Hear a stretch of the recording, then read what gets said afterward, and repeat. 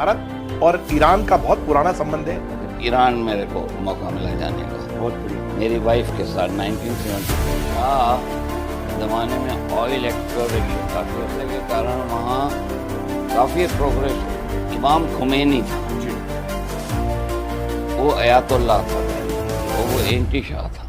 अच्छा, तो शाह उसको ख़त्म करवाना चाहता था।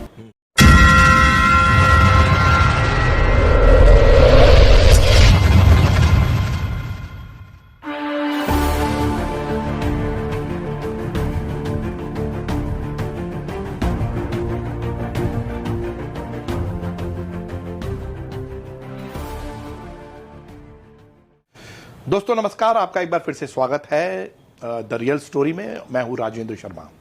भारत और ईरान का बहुत पुराना संबंध है। वहाँ के लोग और यहाँ के लोगों में कल्चरली, इकोनॉमिक और सोशल बॉन्डिंग को लेकर बहुत सारी चीज़ें हैं जो वो शेयर करते हैं।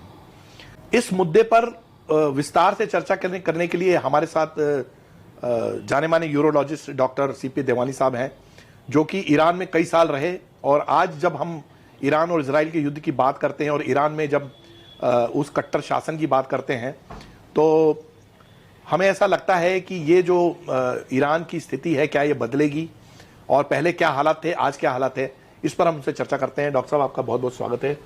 मैं सबसे पहले तो आपसे ये रिक्वेस्ट करूंगा कि आप अपना परिचय दें, क्योंकि आप पिछले 50 साल से आप सामाजिक क्षेत्र में भी हैं, मेडिसिन के क्षेत्र में भी हैं, और ईरान में आपने बड़ा लंबा वक्त बिताया है। वहाँ के लोगों को बहुत करीब से जाना है। वॉर जोन में आप जा चुके हैं, वॉर जोन में आपने अपनी सेवाएं दी हैं एज ए डॉक्टर। तो लोगों को थोड़ा सा बताएं अपने बारे में। मेरा जन्म सिंध में हुआ था, सक्कर जी। 6 साल की उम्र में पार्टीशन के कारण मैं रतलाम आया जी वहाँ ग्रेजुएशन किया, बीएससी जी। उसके बाद भोपाल में medical college, Gandhi medical college में भर्ती हुआ जी 1963 में। ओके 67 में मैंने एमबीबीएस किया, 72 में एमएस। ओके। फिर मैंने बरेली छिंदवाड़ा में काम किया। जी। फिर ईरान मेरे को मौका मिला जाने का, बहुत बढ़िया बात। मेरी वाइफ के साथ 1975 में। तो क्या वो भी डॉक्टर थी? वो गायनेकोलॉजिस्ट थी। हाँ।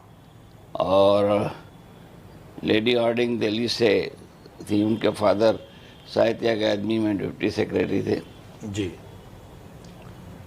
और हम दोनों को एज ए स्पेशलिस्ट वहाँ अपॉइंट किया गया। अच्छा, ये किस सन की बात है? ये 1975। ओके, तो 1975 से आप ईरान कितने साल रहे? 6 साल रहा। 1981 में मैंने छोड़ा। हाँ। 5 साल का कॉन्ट्रैक्ट था, वो 80 में ख़त्म हो गया। ओके। लेकिन हाँ। गवर्नमेंट ऑफ ईरान मुझे नहीं छोड़ रही थी, बोले आप तो ईरानी हो, यहीं रहो। मैं उनको लेटर लिखता था कि मेरे पास वीज़ा नहीं है, कॉन्ट्रैक्ट नहीं है जी। एम्बेसी को भी इन्फॉर्म करता था जी। एम्बेसी वाले भी कुछ नहीं बोलते थे, बोले रहो। हाँ। और ईरानियन ने, जब मुल्लाओं का राज आ चुका था, हाँ। उन्होंने मुझे रिस्पेक्ट भी दी और पैसा भी दिया।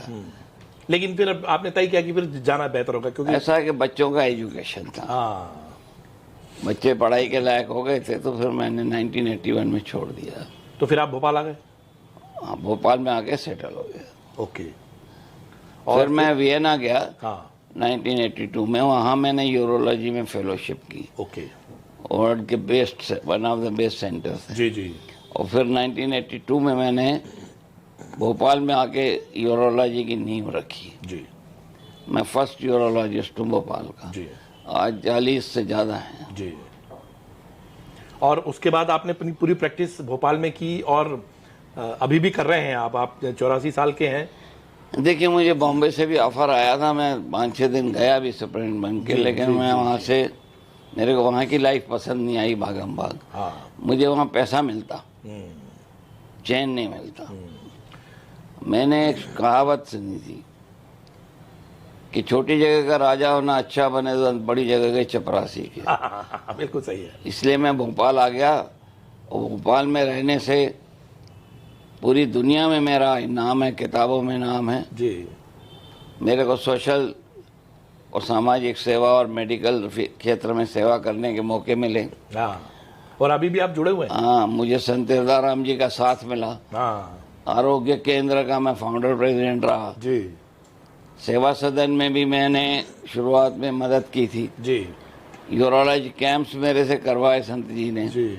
जो आज जिसके कारण पूरे वर्ल्ड में नाम है। और वो काफी चैरिटेबल वो फ्री में, फ्री में करते हैं इलाज। लाखों रुपए के ऑपरेशन हाँ, फ्री में करते हैं और 100-100, 200 बहुत अच्छी संस्था है वो।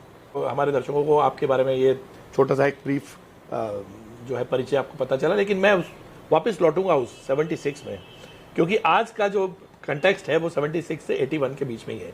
आप उस दौर में रहे जब ईरान अपने शबाब पर था, आधुनिकता थी वहाँ पर जो है डेवलपमेंट हो रहा था, इकोनॉमी बहुत फ्लरिश कर रही थी। उसके बाद आप उस समय छोड़ के आए जब वहाँ पर चेंज हुआ रिजीम में, वहाँ पे शाह गए, प्रिंस गए और कट्टरपंथी सरकार जो कहना चाहिए वो आई। तो मुझे अब 76 से बताइए कि आपका जब 76 आपने ज्वाइन किया, किस तरह से वहाँ पे आप ईरान सबसे पहले गए तो आपको कैसा महसूस हुआ, और किस तरह से लोगों से आपकी जो है वो पहचान बढ़ी, आपने वहाँ क्या क्या चीज़ महसूस की? देखिए 75 में अक्टूबर में मैं गया था। जी जी। और वहाँ पर अक्टूबर से ठंडा होना शुरू हो जाता है। जी नवंबर में बर्फ आती है तेहरान में, और जहाँ मेरी पोस्टिंग हुई थी वहाँ में। जी। तेहरान में उस समय मैंने देखा दिल्ली कहीं नहीं लगता था, इतना एडवांस था। अच्छा। बड़े बड़े माल थे, पैसे की कमी नहीं थी। ये 75 की बात है। हाँ, क्योंकि शाह के ज़माने में ऑयल एक्सप्लोरेशन काफ़ी होता था। ऑयल निकलना शुरू हो गया था मतलब। हाँ, उसके पैसे के कारण वहाँ काफ़ी प्रोग्रेस हो गई थी। अच्छा। जो एक्सपर्ट्स उनके पास नहीं थे, जी वो अलग अलग कंट्री से, खास करके इंडिया से जी। इंजीनियर और डॉक्टरों को उन्होंने अपॉइंट किया। मैं भी उसी में गया था। हाँ। और वहाँ के स्टूडेंट्स इंडिया बहुत पढ़ने आते थे, जर्मनी भी जाते थे, और बहुत पैसा था। लाइफस्टाइल कैसी थी लोगों की? ये मान के चलिए कि विलेजेस को छोड़ो, हाँ सिटीज़ में और खास करके तेहरान और बड़ी सिटीज़ में जी। वेस्टर्नाइज थी। ओके। वेस्टर्न इम्पैक्ट बहुत ज़्यादा था, उनका इन्फ्लुएंस बहुत ज़्यादा था। खाना पीना, पब, क्लब्स, अच्छा। सब थे। जो आज के लोग सोच नहीं सकते। और गाने वाने, टीवी में प्रोग्राम, बड़े शौक थे लोगों थे। लोग यूरोप घूमने जाते थे, जर्मनी, जी इंग्लैंड, जी। काफ़ी पैसा खर्च करते, वहाँ कारें लाते थे। मतलब ये पैसे की कमी नहीं थी। इकोनॉमी का मेन क्या सोर्स था? जैसे आपने ऑयल तो बोल दिया एक चीज। देखिए उसके अलावा? ऑयल दूसरा था, ड्राई फ्रूट्स वहाँ से एक्सपोर्ट होते, ओके। खास करके पिस्ता। हाँ। पिस्ता ईरान में ही होता बहुत ज़्यादा। अच्छा। ऐसा है कि मैं जब यहाँ था छिंदवाड़ा में, जी मुझे 550 रुपये तनख्वाह मिलती थी। जी और जब मैं वहाँ गया जी। तो मुझे 30 साल की तनख्वाह 1 महीने में मिलती, ओह। 1 साल में मिली। इन्हें इतना डिफरेंस था। जाहिर सी बात है कि जो है वो ब्रेन ड्रेन क्यों हो रहा है इसकी और वजह हम से। दो थे, दोनों स्पेशलिस्ट, तो काफ़ी पैसा हमको मिला। और उसी से मैंने यहाँ भारत में काफ़ी फॉरेन एक्सचेंज भी दिया जी। और ये अस्पताल बनाया। तो आप वहाँ पे एज ए डॉक्टर, आप और आपकी वाइफ जो है वहाँ रहे।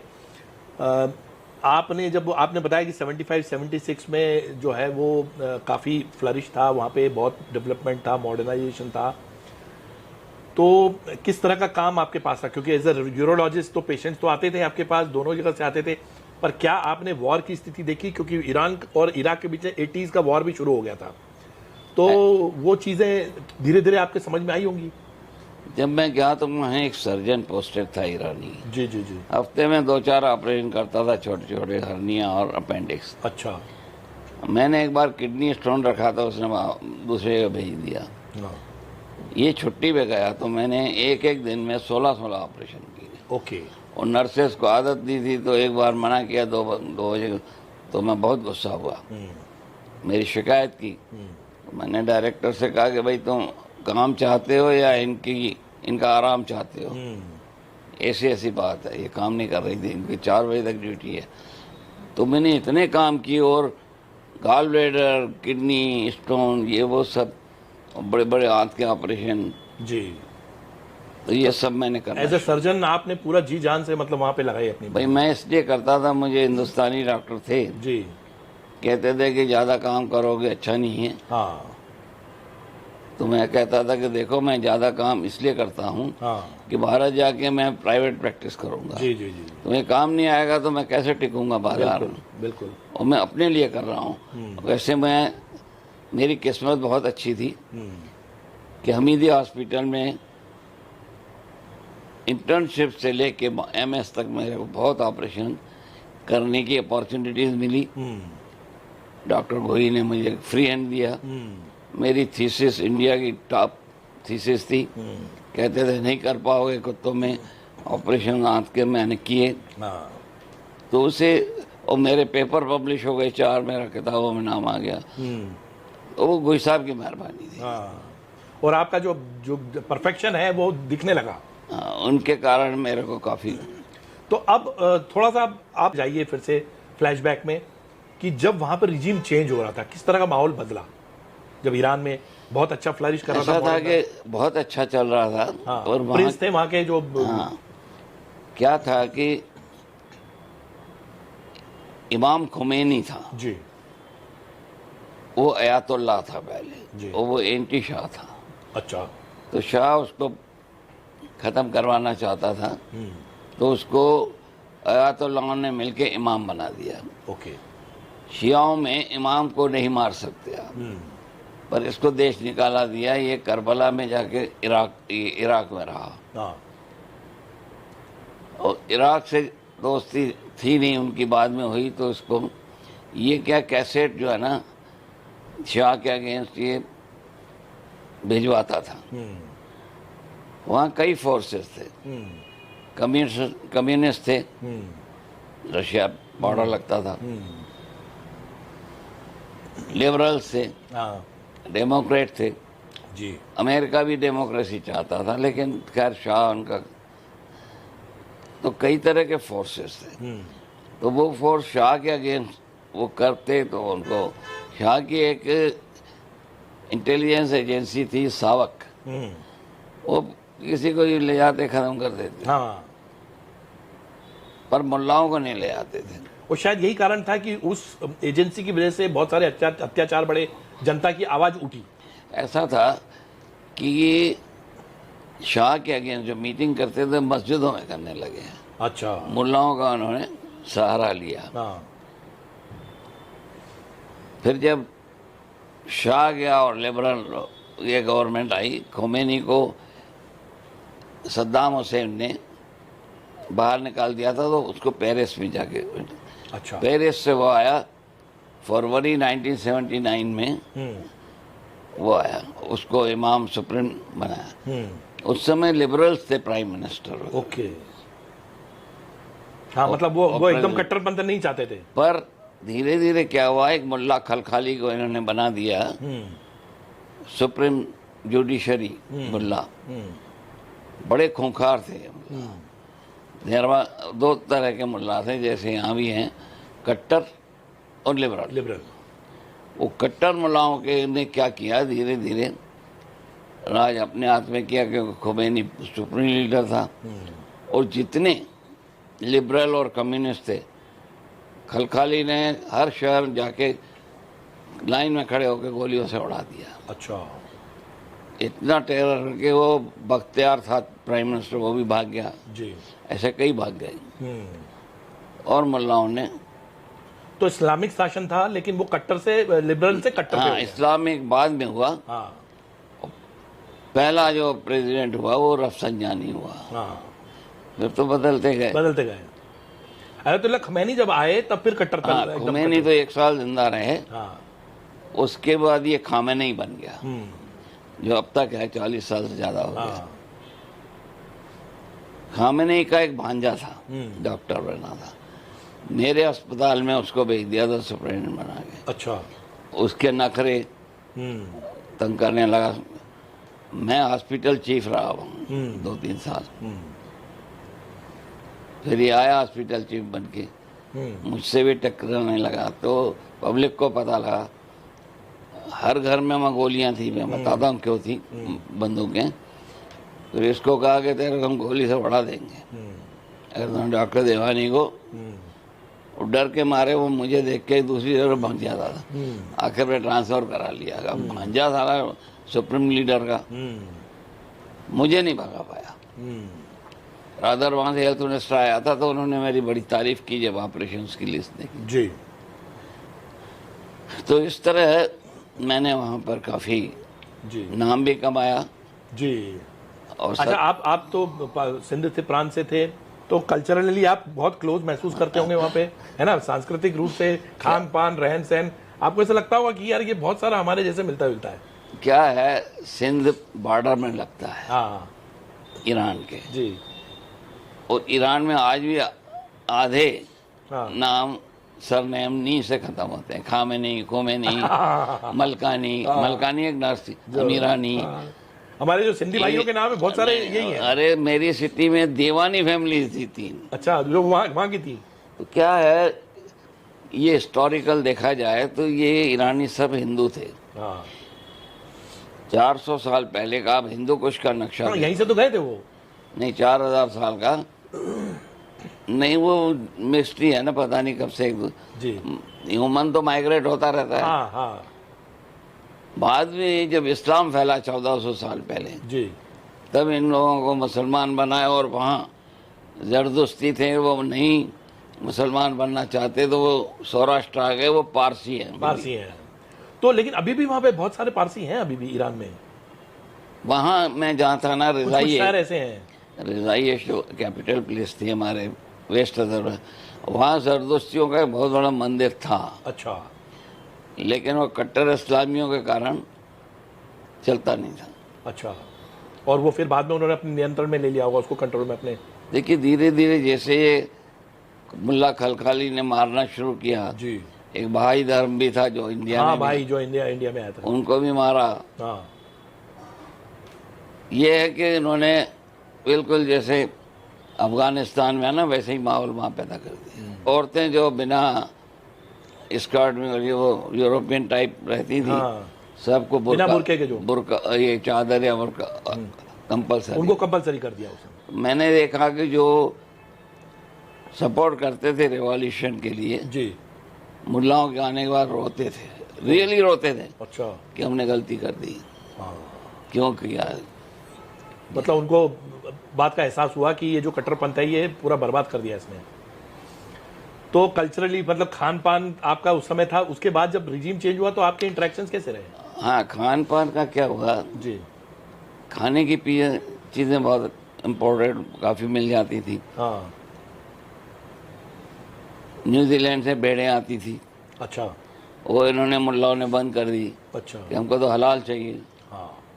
वहाँ हलाल अलाउड नहीं था, फिर उन्होंने जिंदा मंगाना शुरू किया, यहाँ हलाल करते थे। तो चीज़ें बहुत महंगी हो गई थी। अच्छा। लोगों की लाइफ इतनी इजी नहीं रही। तनख्वाहें जरूर ज़्यादा थी, लेकिन ज़िंदगी फिर भी अच्छा बिता लेते थे। पेट्रोल महंगा हो गया। मैं गया तो अपने यहाँ के मान के चलो 60 पैसे में 1 लीटर मिलता था। हाँ। खुमैनी के आने के बाद 3.5-4 वो भी रैशनिंग में मिलता था। ओह, जबकि वो तो ऑयल प्रोड्यूसिंग कंट्री है। तो झगड़ा जो किया इराक से, हाँ, तो उन्होंने 8 साल युद्ध चला 1980 से 88 तक। 10 साल। हाँ, 88 तक, 89 तक। 79 एंड में शुरू हुआ था। अच्छा, शुरू हो गया था उस समय। 89 में। तो क्या है, मुल्ला एक 2 तरह के होते हैं, एक लिबरल एक कट्टर। जी। कट्टर खतरनाक होते हैं, जैसे अफगानिस्तान में। जी। इनके कारण प्रोग्रेस रुक गई, महंगाई बढ़ गई, वेस्टर्न कंट्री ने सैंक्शन लगा दिए, अमेरिका ने भी। तब भी ठीक था, ऑयल फ्रीली बिकता था। पर अभी रिसेंटली इन्होंने जब से न्यूक्लियर प्रोग्राम शुरू किया तो सैंक्शन बढ़ा दिए, ऑयल भी बिकना कम हो गया। वो तो भारत का उनका दोस्त है, भारत है तो ले रहा है। अभी भी ले रहा है, रशिया से भी ले रहा है, जबकि वहाँ भी सैंक्शन है। जी। जी। मेरा अपना ओपिनियन है कि भारत सही कर रहा है, क्योंकि हम इंडिपेंडेंट हैं, किसी गुलाम थोड़ी हैं। बिल्कुल, और हमें जहाँ सस्ता मिलेगा हम वहाँ से लेंगे। मिलेंगे तो व्यापार है। दूसरा, जब कट्टरता आ गई, आपने ये सब महसूस किया कि कट्टरता आ गई, आपका भी वापसी का प्लान बन ही गया था क्योंकि बच्चों की एजुकेशन आपने बताया है। आपको कट्टरता में ये सब जो चेंजेस देखने को मिले, आपको लगा कि ये प्रोग्रेस में बहुत बाधक है ये चीज़ जो है सबसे ज़्यादा, और उसके बाद जो आंदोलन शुरू हुए, आप उसके बाद भी क्या टच में रहे ईरान में? मेरा जो इंडिया के मुल्ला हों या वहाँ के हो, अफगानिस्तान के हों, जी, जहाँ भी मुल्लाओं का थोड़ा इन्फ्लुएंस है, बांग्लादेश भी उसी तरफ जा रहा है। हाँ, बांग्लादेश, पश्चिम बंगाल। वो एजुकेशन पसंद नहीं करते हैं। अच्छा, वो कहते हैं ये इग्नोरेंट रहें और हमारी बातें मानते रहें। ओ, हम शरिया लागू करें, जैसे भी करें, गलत तरीके से सही तरीके से, वैसा ये फॉलो करें।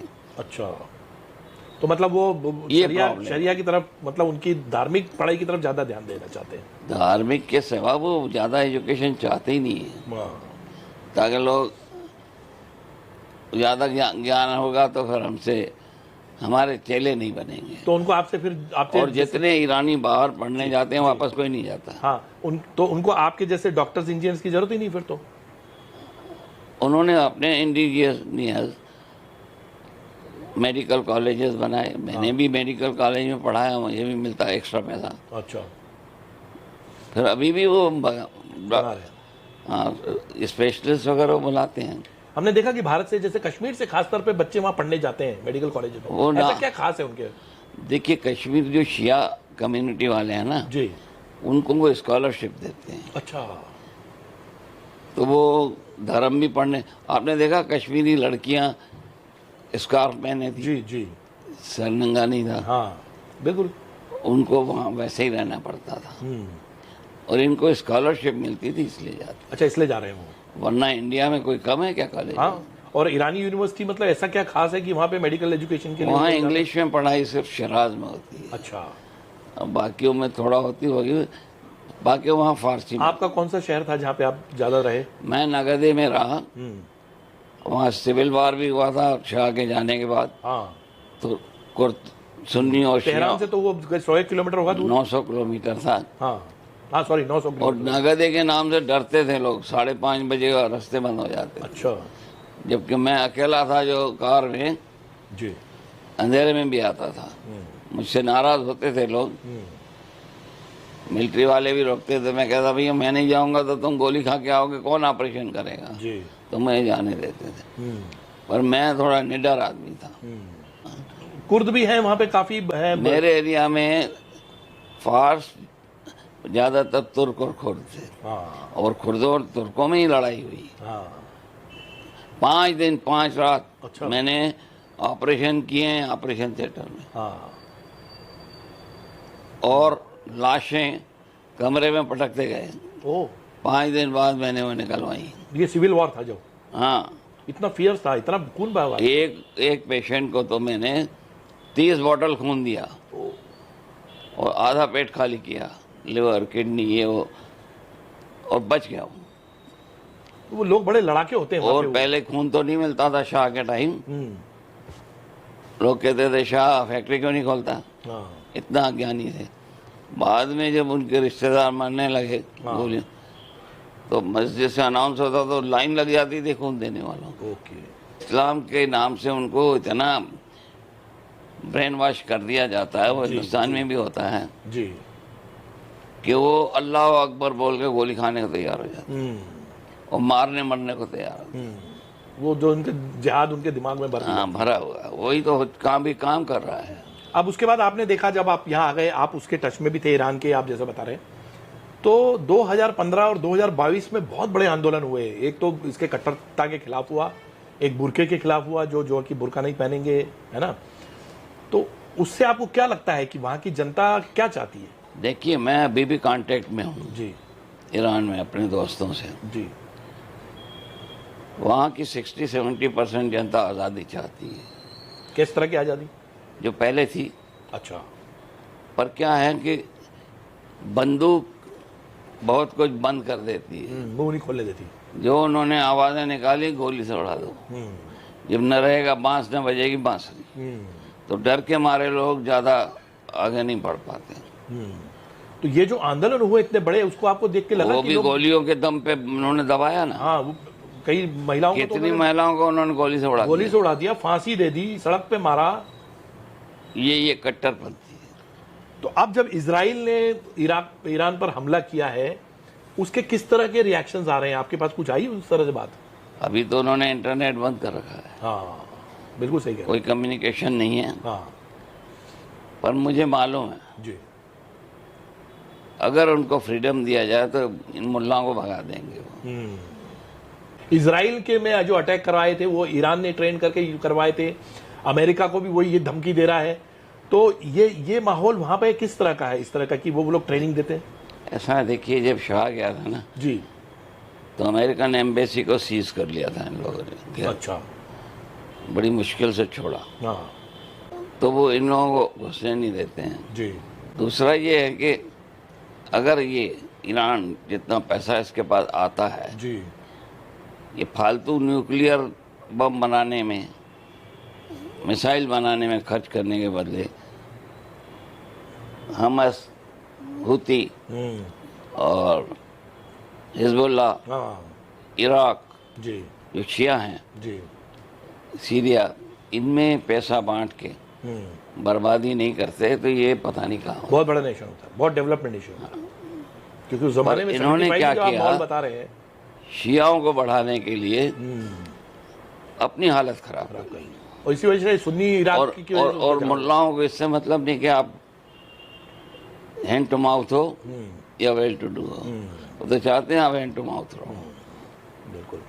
तो अब आपको लगता, आप क्या कहेंगे अब जबकि इजराइल जो है खमैनी का शासन अगर दूर कर देगा तो ईरान में किस तरह का चेंज आएगा, या वहां पे गृह युद्ध छिड़ने की संभावना? देखिए अभी क्या है